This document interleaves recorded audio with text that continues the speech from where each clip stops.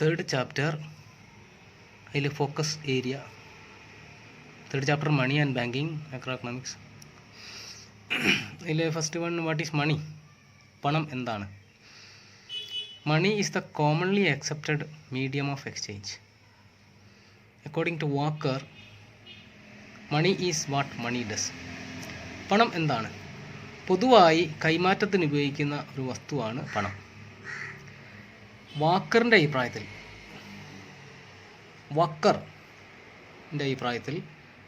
Money is what മണി. പണം എന്താണോ ചെയ്യുന്നത് അതാണ് പണം. ഇത് മീനിങ് ജസ്റ്റ് ഒന്ന് പഠിച്ചെന്നുള്ളും ചോദ്യ സാധ്യതയൊന്നുമില്ല. ഇനി അടുത്തത്, what is barter system? Barter system, the system in which one commodity is exchanged for another is called barter system. സാധനങ്ങൾക്ക് പകരം സാധനങ്ങൾ കൈമാറുന്ന രീതി, അതാണ് ബാർട്ടർ സമ്പ്രദായം എന്ന് പറയുന്നത്. പിന്നെ CC എക്കോണമി എന്നും പറയാറുണ്ട്. Commodity for commodity exchange. A standard of deferred payment. Money act as a standard of deferred payment. ഭാവി അടവുകൾക്കൊരു മാനദണ്ഡമായി പണം ഉപയോഗിക്കുന്നു. Deferred payment means payments which are to be made in future. ഭാവി അടവുകൾ എന്നുള്ളതാണ് ഡിഫേർഡ് പേയ്മെൻറ്റ് എന്ന് പറയുന്നത്. അപ്പോൾ ഭാവി അടവുകൾക്കുള്ളൊരു മാനദണ്ഡമായി പണം ഉപയോഗിക്കുന്നു. Money is the unit of account in contract that involve future payments. The lending and borrowing is done using money. The concept interest is used to solve the problem in future payments. ഭാവി അടവുകൾക്കുള്ളൊരു മാനദണ്ഡമായിട്ട് പണം ഉപയോഗിക്കുന്നു. ഭാവി അടവുകൾ പ്രധാനമായും കടമെടുക്കൽ, കൊടുക്കൽ, ഇങ്ങനെയുള്ള കാര്യങ്ങളൊക്കെ ഭാവി അടവുകളാണ്. കടമെടുത്തിട്ട് ഭാവിയിലാണ് തിരിച്ചടയ്ക്കുന്നത്. അപ്പോൾ അത് ഭാവി തിരിച്ചടവൊക്കെ കണക്കാക്കാനുള്ള ഒരു മാനദണ്ഡമായിട്ട് പണം ഉപയോഗിക്കുന്നു. അപ്പോൾ ഈ ഭാവി അടവുകൾക്കൊക്കെ ഒരു പലിശ എന്നുള്ളൊരു, ഇപ്പം പണം വാങ്ങിക്കഴിഞ്ഞാൽ അതിന് പലിശ കൂടി തിരിച്ചടക്കേണ്ടി വരും. അപ്പോൾ അതിനനുസരിച്ച് പണം ഒരു ഭാവി അടവുകൾക്കുള്ള മാനദണ്ഡമായിട്ട് ഉപയോഗിക്കുന്നു. ഇതാണ് പ്രധാനമായും 4 ധർമ്മങ്ങൾ. ഇതാണ് NCERT ബുക്കിലുള്ളത്. അത് പഠിച്ചാൽ മതി. അടുത്തത് കോറിയയിലുള്ളതാണ് demand for money. Demand for money, പണത്തിൻ്റെ ചോദനം. The desire of a person to hold money in hand is called demand for money. പണം കൈവശം വെക്കാനുള്ള മനുഷ്യന്മാരുടെ ആഗ്രഹത്തെയാണ് ഡിമാൻഡ് ഫോർ മണി എന്ന് പറയുന്നത്. The desire of a person to hold money in hand is called demand for money. Money is the most liquid assets. പെട്ടെന്ന് കൈമാറ്റങ്ങൾക്ക് ഉപയോഗിക്കാൻ പറ്റുന്ന ഒരു ആസ്തിയാണ് പണം. ലിക്വിഡാണ്, ലിക്വിഡിറ്റി കൂടുതലാണ്, പെട്ടെന്ന് കൈമാറ്റം ചെയ്യപ്പെടാൻ പറ്റും. ഇത്രയും പെട്ടെന്ന് പണം കൊടുത്താൽ നമുക്ക് വേറൊരു സാധനം നമുക്ക് വാങ്ങാൻ പറ്റും. അതാണ് ലിക്വിഡിറ്റി എന്ന് പറയുന്നത്. Money is the most liquid assets. So people hold money. When money is kept with them, people consider the advantages of liquidity. ഈ പെട്ടെന്ന് കൈമാറ്റം ചെയ്യപ്പെടാനുള്ളൊരു ആസ്തി കൈവശം വെക്കുക എന്നുള്ളതാണ്. പണം കൈവശം വെക്കുന്ന സമയത്ത് പെട്ടെന്ന് ലിക്വിഡിറ്റി കൂടുതലാണ് പണത്തിന്. Advantages of and the disadvantages of interest forgone, the opportunity cost of holding money. പണം കൈവശം വെക്കുന്നതിനുള്ള ചിലവ് എന്ന് പറയുന്നത് ആ പണത്തിന് കിട്ടാമായിരുന്ന പലിശയാണ്. അപ്പം പണമായി തന്നെ കൈവശം വെക്കുന്നത് ചിലവാണ്. കാരണം ആ പണത്തിന് പലിശ കിട്ടുമായിരുന്നു. ആ കിട്ടുമായിരുന്ന പലിശയാണ് അതിൻ്റെ ചിലവെന്ന് പറയുന്നത്. People's desire to keep money with them is called liquidity preference. ജനങ്ങൾ കൈവശം പണം വെക്കാനുള്ള ആഗ്രഹത്തെ അറിയപ്പെടുന്നത് ലിക്വിഡിറ്റി പ്രിഫറൻസ് എന്നാണ്. ദ്രവത്വ അഭിലാഷം എന്നൊക്കെ മലയാളത്തിൽ പറയും. ലിക്വിഡിറ്റി പ്രിഫറൻസ് തന്നെ പറയാം. ഓർ ഡിമാൻഡ് ഫോർ മണി, പണത്തിൻ്റെ ചോദന എന്നും പറയും. പണത്തിൻ്റെ ചോദന, ഡിമാൻഡ് ഫോർ മണി, അതിനെ ലിക്വിഡിറ്റി പ്രിഫറൻസ് എന്നും പറയും. People hold money for 2 purposes: the transaction motive and the speculative motive. The transaction motive and speculative motive. People hold money for 2 purposes. First one, transaction motive, transaction demand എന്ന് പറയും, കൈമാറ്റ പ്രേരകം, കൈമാറ്റങ്ങൾക്ക് വേണ്ടി പൈസ കൈവശം വെക്കുക. Then second one, the speculative motive, ഊഹക്കച്ചവടത്തിന് വേണ്ടി പൈസ കൈവശം വെക്കുക, ഊഹക്കച്ചവട പ്രേരകം എന്ന് പറയും. ഇതിലാദ്യം ദ ട്രാൻസാക്ഷൻ മോട്ടീവ്, കൈമാറ്റ പ്രേരകം അല്ലെങ്കിൽ കൈമാറ്റ ചോദനം എന്ന് പറയും. ട്രാൻസാക്ഷൻ ഡിമാൻഡ് എന്ന് പറയും. The transaction demand. People keep cash in their hands to buy goods and services daily is known as transaction demand for money. ജനങ്ങൾ ദൈനംദിന ആവശ്യങ്ങൾ നിറവേറ്റാൻ വേണ്ടി പണം കൈവശം വയ്ക്കുന്നതിനെയാണ് ട്രാൻസാക്ഷൻ കൈമാറ്റ ചോദനം എന്ന് പറയുന്നത്. പണത്തിൻ്റെ കൈമാറ്റ ചോദനം, ദൈനംദിന ആവശ്യങ്ങൾ നിറവേറ്റാൻ വേണ്ടി പണം കൈവശം വെക്കുന്നതിനെ. How much money should we keep? This depends on the value or the volume of transaction. ജനങ്ങൾ കൈമാറ്റങ്ങൾക്ക് വേണ്ടി പണം കൈവശം വെക്കുന്നത് എന്തിനെ ആശ്രയിച്ചിരിക്കുന്നു? മൊത്തം കൈമാറ്റത്തെ ആശ്രയിച്ചിരിക്കുന്നു. മൊത്തം കൈമാറ്റം കൂടിയാൽ ട്രാൻസാക്ഷൻ ഡിമാൻഡും കൂടുതലായിരിക്കും. പോസിറ്റീവ് റിലേഷനാണ്. As the value of transaction increases, the transaction demand for money also increases. കൂടുതൽ കൈമാറ്റമുള്ള ഒരു വ്യക്തിയെ സംബന്ധിച്ചിടത്തോളം കൂടുതൽ പൈസ കൈവശം വെക്കണം. Transaction demand for money of an economy is a fraction of total volume of transaction over a period of time. It can be written as MTD is equal to K into T. ഒരു സമ്പദ് വ്യവസ്ഥയിൽ മൊത്തം transaction demand for money depends upon the total. It is the fraction of total transaction. മൊത്തം കൈമാറ്റത്തിൻ്റെ ഒരു ഭാഗം മാത്രമാണ് കൈവശം വെക്കുന്നത്. ഒരു മാസത്തിലൊരു പ്രത്യേക കൈമാറ്റമുള്ളൊരു വ്യക്തി അത് മൊത്തത്തിലത് കൈവശം വെക്കണ്ട, അതിൻ്റെ ഒരു ഭാഗം, അതിൻ്റെ ഒരു ഫ്രാക്ഷൻ, അതിൻ്റെ ഒരു ഭാഗം മാത്രം വെച്ചാൽ മതി. ചിലപ്പോൾ ഒരു പകുതി വെച്ചാൽ മതി, അല്ലെങ്കിൽ കാൽഭാഗം വെച്ചാൽ മതി എന്നാണ് പറയുന്നത്. അതാണ് ട്രാൻസാക്ഷൻ ഡിമാൻഡ് ഫോർ മണി കാണിക്കുന്ന സൂത്രവാക്യമാണ്, ഇക്വേഷനാണ് MTD is equal to K into T. അതിൽ MTD എന്ന് പറഞ്ഞാൽ ട്രാൻസാക്ഷൻ ഡിമാൻഡ് ഫോർ മണി, പണത്തിൻ്റെ കൈമാറ്റ ചോദനം. K എന്ന് പറഞ്ഞാൽ ഒരു ഭിന്നസംഖ്യയാണ്, K a positive fraction, T total transaction. Where MTD is equal to transaction demand for money and T is equal to total value of transaction. മൊത്തം demand കാണിക്കുന്നതാണ് T. K എന്ന് പറഞ്ഞാൽ പോസിറ്റീവ് ഫ്രാക്ഷനാണ്, ഒരു ഭിന്നസംഖ്യയാണ്, പോസിറ്റീവായിട്ടുള്ളൊരു ഭിന്നസംഖ്യയാണ് K എന്ന് പറയുന്നത്. It is important to study the relationship between GDP and total transaction demand for money in a year. ദേശീയ വരുമാനവും മൊത്തം കൈമാറ്റത്തിനുള്ള ചോദനവും തമ്മിലുള്ള ബന്ധം ഒന്ന് പരിശോധിക്കാം. Transaction demand for money increases as GDP increases. GDP ദേശീയ വരുമാനം വർദ്ധിക്കുന്നതിനനുസരിച്ച് ട്രാൻസാക്ഷൻ ഡിമാൻഡും കൂടുതലായിരിക്കും, പണത്തിൻ്റെ കൈമാറ്റ ചോദനം കൂടുതലായിരിക്കും. കൂടുതൽ വരുമാനം കൂടുമ്പോൾ കൂടുതൽ കൈവശം വെക്കും, അതാണ് അതിൻ്റെ reason. Transaction demand for money increases as GDP increases. Therefore, it can written mathematically as follows. MTD, transaction demand for money. MTD is equal to KPY. ഇതിൽ K എന്ന് പറഞ്ഞ ഒരു ഭിന്നസംഖ്യ നമുക്കറിയാം. K is a positive fraction. K ഭിന്നസംഖ്യയാണ്. P എന്ന് പറഞ്ഞാൽ P is equal to general price level. വില നിലവാരം കാണിക്കുന്നതാണ് P. Y എന്ന് പറഞ്ഞാൽ റിയൽ GDP, വരുമാനത്തെ സൂചിപ്പിക്കുന്നു. അപ്പോൾ ട്രാൻസാക്ഷൻ ഡിമാൻഡ് ഫോർ മണി Kനെ ആശ്രയിച്ചിരിക്കുന്നു. P വില നിലവാരത്തിനെ ആശ്രയിക്കും, P വില നിലവാരം. Y എന്ന് പറഞ്ഞാൽ GDP കൂടിയാൽ ജനങ്ങൾ കൈവശം വെക്കുന്നത് കൂടും. It shows a positive relation between MTD transaction demand for money and GDP and price level. അപ്പം ട്രാൻസാക്ഷൻ ഡിമാൻഡും പ്രൈസ് ലെവലും ദേശീയ വരുമാനം തമ്മിൽ പോസിറ്റീവായിട്ടുള്ളൊരു ബന്ധമാണ് എന്ന് പറയുകയാണെങ്കിൽ GDP കൂടിയാൽ ട്രാൻസാക്ഷൻ ഡിമാൻഡ് കൂടും, പ്രൈസ് ലെവൽ കൂടിയാലും ട്രാൻസാക്ഷൻ ഡിമാൻഡ് കൂടും.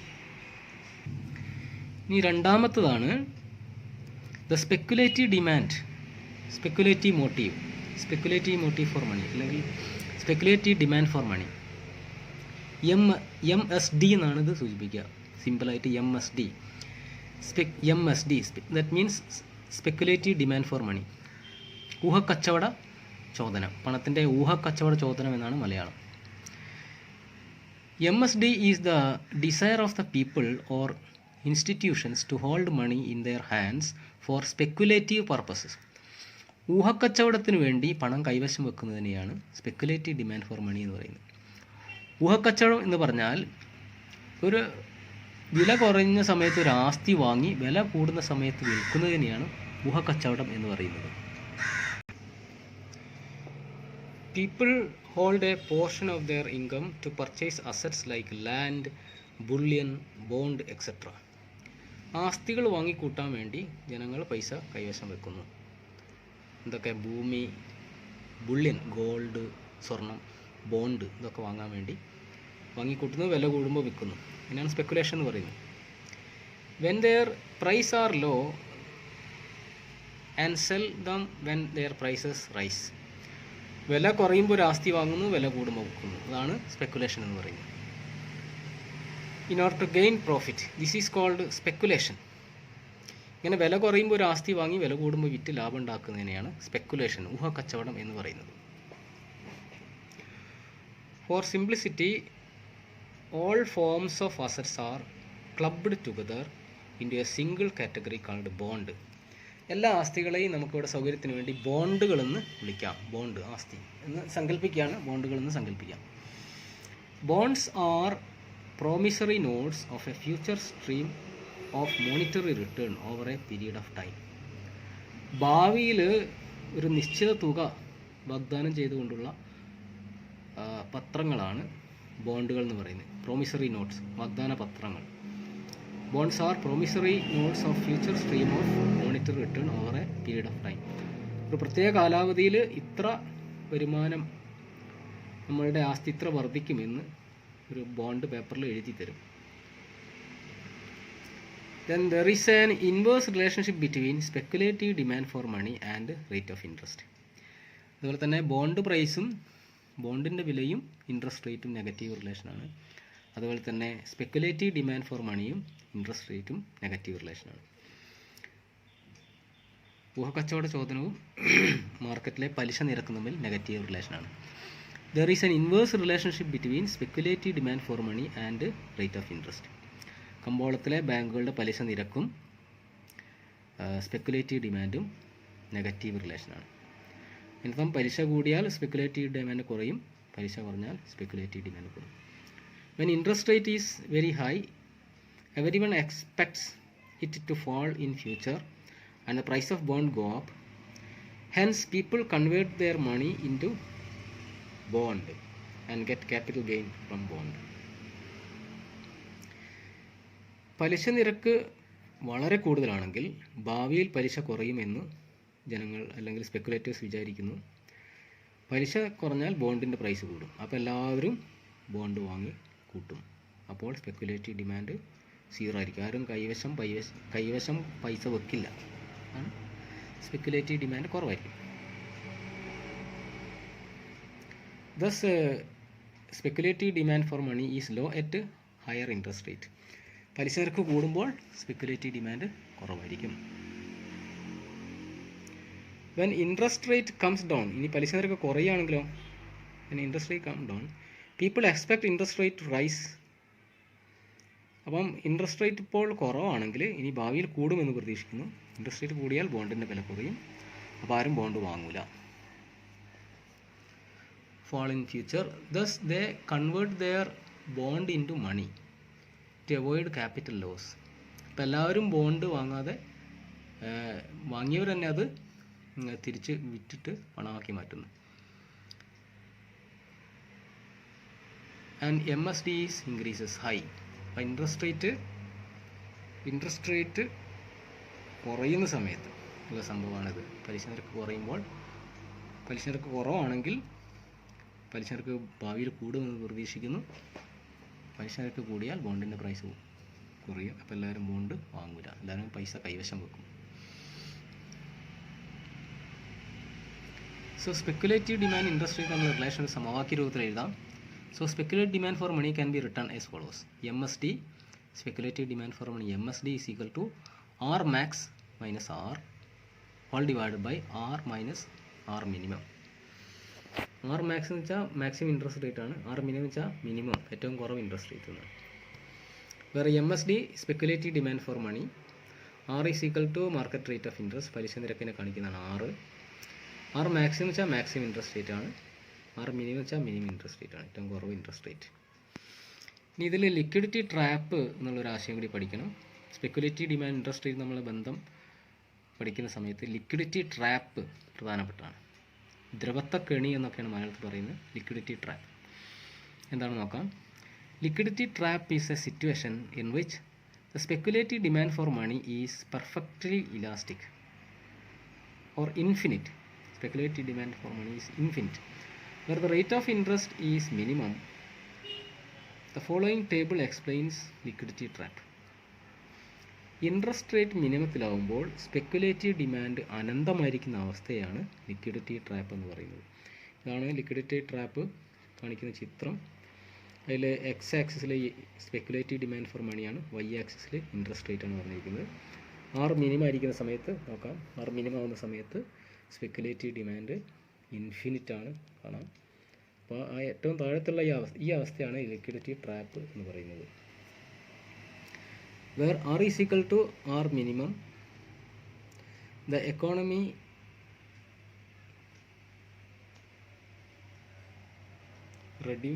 reaches liquidity trap. R മിനിമത്തിലാകുമ്പോഴാണ് എക്കോണമി ലിക്വിഡിറ്റി ട്രാപ്പിലെത്തുന്നത്. Everyone is sure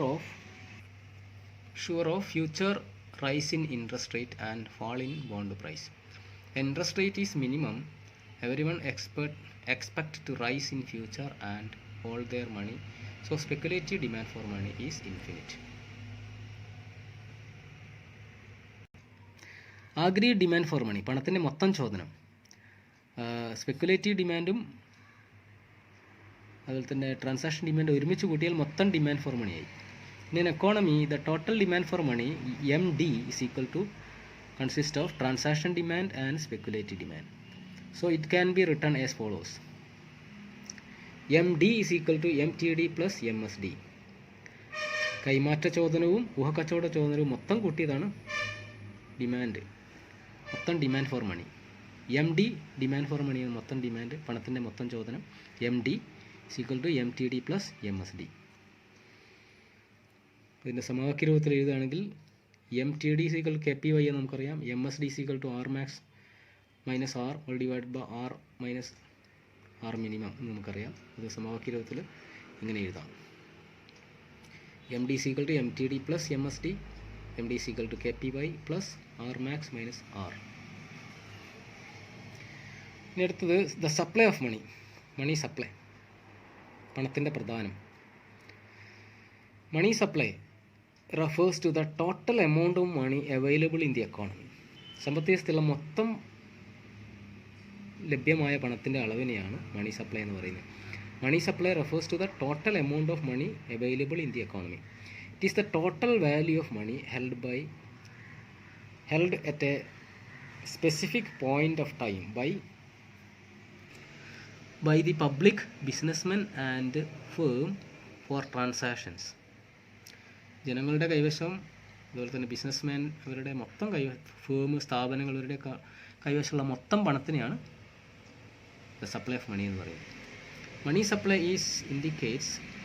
supply indicates the total purchasing power in the economy. Money supply, പണത്തിൻ്റെ പ്രധാനം എന്ന് പറയുന്നത് മൊത്തം ക്രയശേഷിയെ കാണിക്കുന്നു. ജനങ്ങൾ കൈവശം പണം ഉണ്ടെങ്കിൽ അത് സാധനങ്ങൾ വാങ്ങാൻ ഉപയോഗിക്കും. അതുകൊണ്ടാണ് ക്രയശേഷി എന്ന് പറയുന്നത്. സാധനങ്ങൾ വാങ്ങുന്നതിനെയാണ് ക്രയശേഷി. അപ്പം കൂടുതൽ പണം ഉണ്ടെങ്കിൽ കൂടുതൽ ക്രയശേഷി ഉണ്ട്, വാങ്ങാനുള്ള ശേഷി ഉണ്ടെന്ന് പറയാം. ഇനി വേറൊരു ചോദ്യമാണ്, what are the measures of money supply in India by RBI? RBI പണത്തിൻ്റെ അളവുകളിൽ എന്തൊക്കെ പെടുന്നു? വെറും കറൻസിയും കോയിൻസ് മാത്രമാണോ? അല്ല, എന്തൊക്കെ പെടുന്നു നമുക്ക് നോക്കാം. The RBI publishes 4 different measures of money supply, that is M1, M2, M3, M4 in 1977. 1977 RBI 4 measurement അളവുകൾ പറയുന്നുണ്ട്. അത് M1, M2, M3, M4 എന്നാണ്. Money supply 1, money supply 2, money supply 3, money supply 4. പണപ്രധാനം 1, പണപ്രധാനം 2, പണപ്രധാനം 3, പണപ്രധാനം 4. ഇതിനെ ഒന്ന് വിശദീകരിക്കാം. M1 എന്ന് പറഞ്ഞാൽ M1 is equal to CU plus DD. കറൻസിയും ഡിമാൻഡ് ഡിപ്പോസിറ്റും പെടുന്നതാണ് M1 എന്ന് പറയുന്നത്. CU എന്ന് വെച്ചാൽ കറൻസി എന്നാണ്, DD എന്ന് വെച്ചാൽ ഡിമാൻഡ് ഡിപ്പോസിറ്റ്. ഇനി M2 എന്ന് പറഞ്ഞാൽ M1 plus saving deposit with post ഓഫീസിലെ സമ്പാദ്യ നിക്ഷേപങ്ങളും വിടും M1ൻ്റെ കൂടെ. പിന്നെ M3 എന്ന് പറഞ്ഞാൽ M1 plus net time deposits of commercial bank. M3 എന്ന് പറഞ്ഞാൽ M1ൻ്റെ കൂടെ ടൈം ഡിപ്പോസിറ്റ്, വാണിജ്യ ബാങ്കുകളിലുള്ള സ്ഥിര നിക്ഷേപം കൂടി പെടും. ഇതാണ് നെറ്റ് ടൈം ഡിപ്പോസിറ്റ് എന്ന് പറയുന്നത്. Then M4 is equal to M3 plus total deposit with post office bank, saving banks organization, excluding NSC. NSC national saving certificate അതിൽ കൂടില്ല. അപ്പോൾ M4 എന്ന് പറഞ്ഞാൽ M3 plus total deposit with post office. M3ൻ്റെ കൂടെ post ഓഫീസിലെ മൊത്തം നിക്ഷേപം വിടുന്നതാണ് M4 എന്ന് പറയുന്നത്. ഇതാണ് measures of money supply in India എന്ന് പറയുന്നത്. ഇതിൽ ചില വൺ വേർഡ് ക്വസ്റ്റ്യൻസ് ഉണ്ടാവും. ഇതിൽ M1 M2 are known as narrow money, ഇടുങ്ങിയ അർത്ഥത്തിൽ പണം എന്നുള്ളതാണ് M1 M2 എന്ന് പറയുന്നത്. M3 M4 ബ്രോഡ് മണി എന്നാണ് അറിയപ്പെടുന്നത്, വിശാലമായ അർത്ഥത്തിൽ പണം. M1 most liquid, M4 least liquid, M3 is the most commonly used measures of money supply in India. It is also known as aggregate monetary resources. ഇതൊക്കെ one word question ചോദിക്കാം. M1 M2 narrow money, ഇടുങ്ങിയ അർത്ഥത്തിൽ പണം എന്നറിയപ്പെടുന്നു. M3 M4 broad മണി, വിശാലമായ അർത്ഥത്തിൽ പണം M3 M4 ആണ്. മോസ്റ്റ് ലിക്വിഡ്, ഏറ്റവും ലിക്വിഡിറ്റി കൂടുതലുള്ള M1 ആണ്. M4 ആണ് ഏറ്റവും ലിക്വിഡിറ്റി കുറവ്. M4 least liquid. M3 most commonly used measure of money supply. It is also known as aggregate monetary resources. ആണ് മെഷേഴ്സ് ഓഫ് മണി സപ്ലൈ.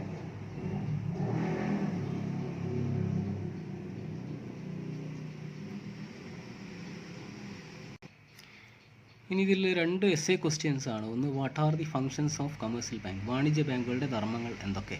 നിങ്ങൾ ചെറിയ ക്ലാസ്സിൽ പഠിച്ചതാണ്, അതുകൊണ്ട് തന്നെ വളരെ ഓടിച്ചു പോകാം. ബുക്കിൽ ഇത് വളരെ കൃത്യമായിട്ടുണ്ട്, ഒരു പ്രത്യേക നോട്ടിൻ്റെ ആവശ്യമില്ല, എങ്കിലും ഞാൻ ജസ്റ്റ് ഒന്ന് ഓടിച്ചു പോവുകയാണ്. Commercial banks accept deposits from public and give loans. പൊതുജനങ്ങളിൽ നിന്ന് നിക്ഷേപം സ്വീകരിക്കുകയും കടം കൊടുക്കുകയും ചെയ്യുന്ന സ്ഥാപനങ്ങളാണ് വാണിജ്യ ബാങ്കുകൾ. In modern economy commercial banks have an important role to play. ആധുനിക സമ്പദ് വ്യവസ്ഥയിൽ വാണിജ്യ ബാങ്കുകൾ വളരെയധികം പങ്കുവഹിക്കുന്നു. The important functions are the following. ഇതിൽ നിന്ന് പ്രൈമറി ഫങ്ഷൻ ആക്സെപ്റ്റിംഗ് ഡിപ്പോസിറ്റ്സ് ആണ്, നിക്ഷേപങ്ങൾ സ്വീകരിക്കുക. Primary function accepting deposits. One of the important functions of commercial bank is accepting deposits. പൊതുജനങ്ങൾ നിക്ഷേപം സ്വീകരിക്കുക എന്നുള്ളതാണ് വാണിജ്യ ബാങ്കുകളുടെ പ്രധാനപ്പെട്ടൊരു ധർമ്മം. അതിൽ നിക്ഷേപങ്ങൾ പലതരമുണ്ട്. സേവിങ് ഡിപ്പോസിറ്റ് ഉണ്ട്, കറണ്ട് ഡിപ്പോസിറ്റ് ഉണ്ട്, ഫിക്സഡ് ഡിപ്പോസിറ്റ് ഉണ്ട്. കാലാവധിയുള്ള നിക്ഷേപങ്ങളാണ് ഫിക്സഡ് ഡിപ്പോസിറ്റ് എന്ന് പറയുന്നത്. സേവിങ് ഡിപ്പോസിറ്റ് ചെറിയ പലിശ ഉണ്ടാവും. കറണ്ട് ഡിപ്പോസിറ്റ് എന്ന് പറഞ്ഞാൽ കാലാവധി ഇല്ലാത്തതാണ്. ഇനി രണ്ടാമത്തെ ലെൻഡിങ് മണി, പണം കടം കൊടുക്കുക എന്നുള്ളതാണ് lending money. Giving credit, bank will lend money to the public out of the deposit they have. നിക്ഷേപം പിരിച്ചതിന് ശേഷം പൊതുജനങ്ങൾക്ക് കടം കൊടുക്കുന്നു വാണിജ്യ ബാങ്കുകൾ.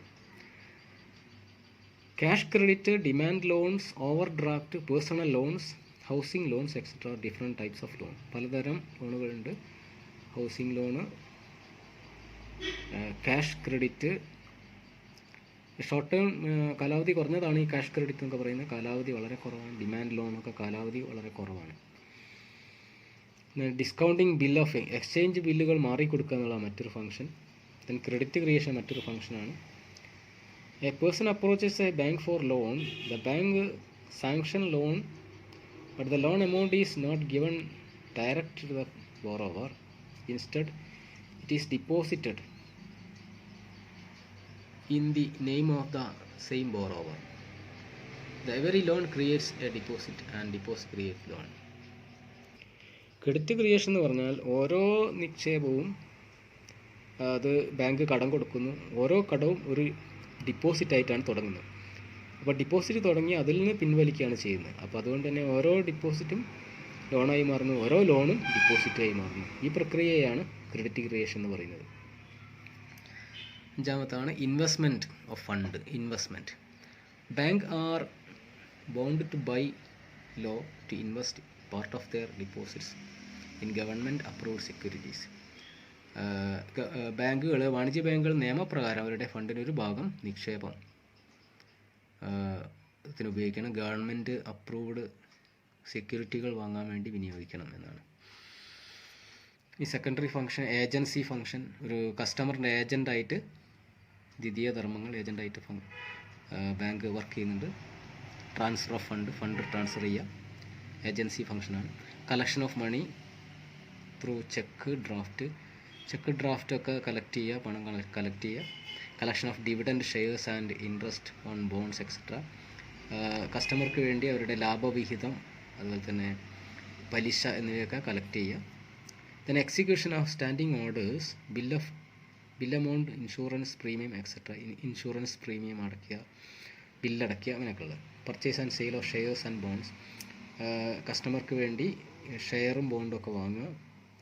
Execution of bills of customers, വിൽപത്രം അതിൻ്റെ നടപ്പിലാക്കുന്ന ബാങ്കിന് വേണമെങ്കിൽ വാണിജ്യ ബാങ്കുകളിൽ വിൽപത്രം, ഓരോരുത്തരെ വിൽപത്രം വേണമെങ്കിൽ നടപ്പിലാക്കാനുള്ള അധികാരം ബാങ്കുകൾക്ക് കൊടുക്കാം. ദെൻ ജനറൽ യൂട്ടിലിറ്റി ഫംഗ്ഷൻ, പൊതുവായ ധർമ്മങ്ങളാണ്. മിസലേനിയസ് ഫംഗ്ഷൻസ് ആണ്. Purchase and sale of foreign currency വാങ്ങുകയും വിൽക്കുകയും ചെയ്യുക. Issue of travellers cheques, gift cheques, travellers cheque, gift ചെക്കൊക്കെ നൽകുക. ഇപ്പോൾ ഇതൊക്കെ വളരെ കുറവാണ്. അപ്പോൾ ഈ മോഡേൺ ഇൻ്റർനെറ്റും ബാങ്കിങ് ഒക്കെ ഉപയോഗിക്കുന്ന സമയത്ത് ഇതിൻ്റെ ആവശ്യമില്ല. പ്രൊവൈഡിങ് ലോക്കർ ഫെസിലിറ്റി, മൂല്യമുള്ള വസ്തുക്കളൊക്കെ ലോക്കർ ഫെസിലിറ്റി അനുവദിക്കുക എന്നുള്ളതാണ്.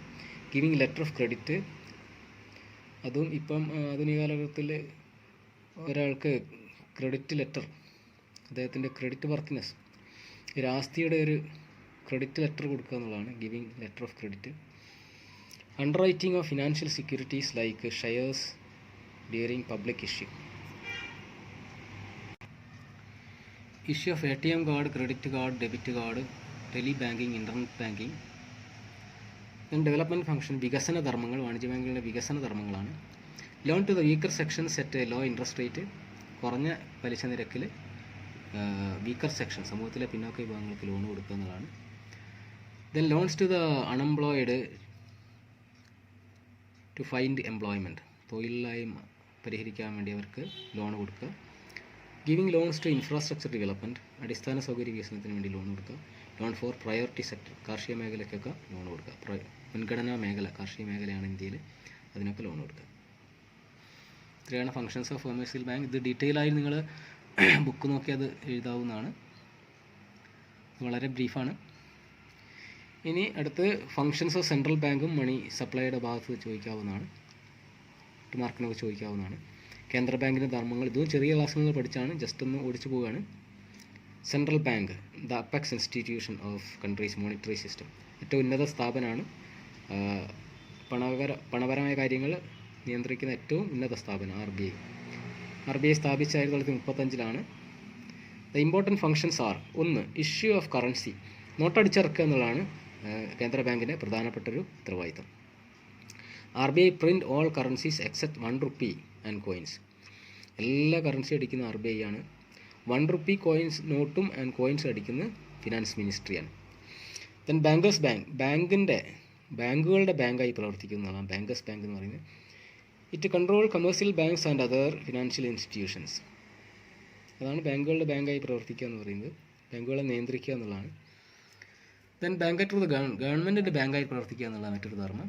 Central bank performs all the banking business of the government, ഗവൺമെൻറ്റിൻ്റെ എല്ലാ ബാങ്കിങ് ധർമ്മങ്ങളും ചെയ്യുന്നത് സെൻട്രൽ ബാങ്കാണ്. It also advise the government on monetary matters, ധനകരമായ കാര്യങ്ങളിൽ ഉപദേശം കൊടുക്കുന്നു എന്നുള്ള മറ്റൊരു ധർമ്മമായി പറയാം. Then control of money supply and credit, പണപ്രദാനം നിയന്ത്രിക്കുക എന്നുള്ളതാണ്, മണി സപ്ലൈ നിയന്ത്രിക്കുക എന്നുള്ളതാണ് കേന്ദ്ര ബാങ്കിൻ്റെ മറ്റൊരു ധർമ്മം. The central bank control the total size of money supply and credit. It maintain economic stability by changing bank rate, cash reserve ratio etcetera, open market operation. അപ്പം സമൂഹത്തിലെ പണപ്രദാനം നിയന്ത്രിക്കുക എന്നുള്ളതാണ്. പണപ്രദാനം കൂടിയ വിലക്കയറ്റുണ്ടാവും, അപ്പം വിലക്കയറ്റം കുറയ്ക്കണമെങ്കിൽ മണി സപ്ലൈ കുറയ്ക്കണം. അപ്പോൾ ഈ പലിശ നിരക്കൊക്കെ ഉപയോഗിച്ചുകൊണ്ട് അത് മണി സപ്ലൈ, പണപ്രദാനം നിയന്ത്രിക്കുന്നു എന്നുള്ളതാണ് കേന്ദ്ര ബാങ്കിൻ്റെ മറ്റൊരു ധർമ്മം. then custodian of foreign exchange, വിദേശ കറൻസി, ഫോറിൻ കറൻസി സൂക്ഷിപ്പുകാരൻ എന്ന നിലയ്ക്കും RBI പ്രവർത്തിക്കുന്നുണ്ട്. Custodian of foreign exchange in India, custodian of foreign exchange reserve and gold reserve is RBI. Then lender of last resort, അവസാന കൈക്ക് സഹായിക്കുക എന്നുള്ളതാണ് ലെൻഡർ ഓഫ് ലാസ്റ്റ് റിസോർട്ട് എന്ന് പറയുന്നത്. അപ്പം തകർന്നു പോകുന്ന ഒരു വാണിജ്യ ബാങ്കിനെയൊക്കെ അവസാന കൈക്ക് സഹായിക്കുന്ന RBI ആണ്.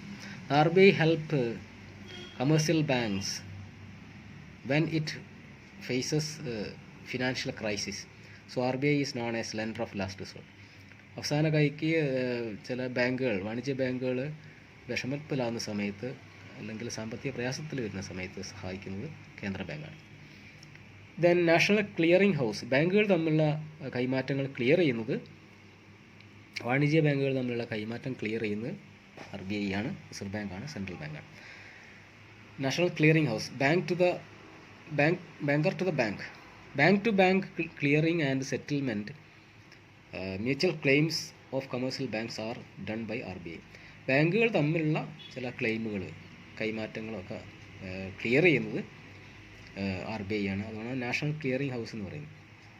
ദെൻ പബ്ലിക്കേഷൻ ഓഫ് റിപ്പോർട്ട്, സമ്പദ് വ്യവസ്ഥയെ പറ്റിയുള്ള പല മാക്രോ എക്കണോമിക് കാര്യങ്ങളും റിപ്പോർട്ട് ചെയ്യുന്നത് അല്ലെങ്കിൽ പബ്ലിഷ് ചെയ്യുന്നത് RBI ആണ്. In India RBI publishes reports on banking, currency, finance and macro economy. സമ്പദ് വ്യവസ്ഥ മൊത്തത്തിലുള്ള ബാങ്കിങ്ങായി സംബന്ധമായ കാര്യങ്ങളും കറൻസിയായിട്ട് ബന്ധപ്പെട്ട കാര്യങ്ങളും ധനകാര്യ കാര്യങ്ങളൊക്കെ പബ്ലിഷ് ചെയ്യുന്നത്, റിപ്പോർട്ട് പബ്ലിഷ് ചെയ്യുന്നത് RBI ആണ്. ഇത്രയാണ് കേന്ദ്ര ബാങ്കിൻ്റെ ധർമ്മങ്ങൾ.